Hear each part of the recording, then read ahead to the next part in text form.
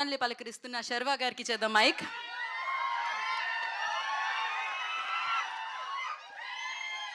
Hello what boys,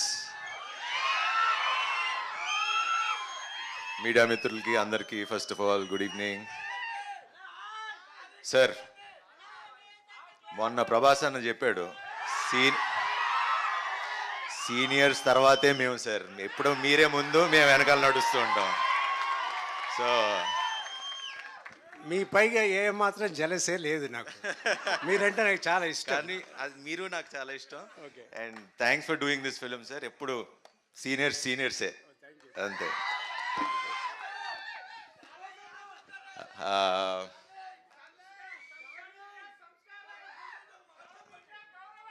అంతే అంతే అంతే మాట్లాడి.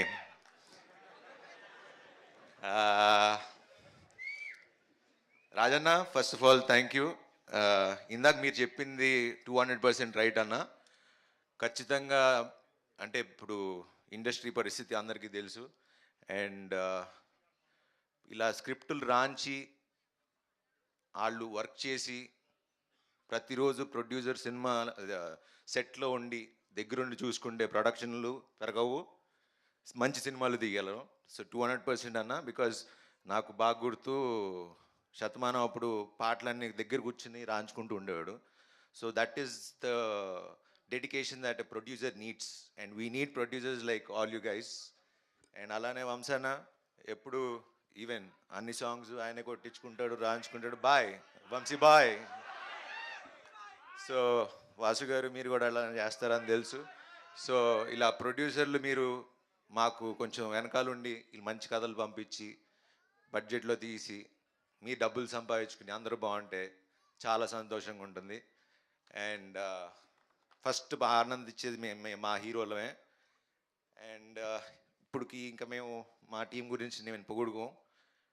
ఒకటి చెప్తా, మొన్న చెప్పి హిట్ కొట్టా,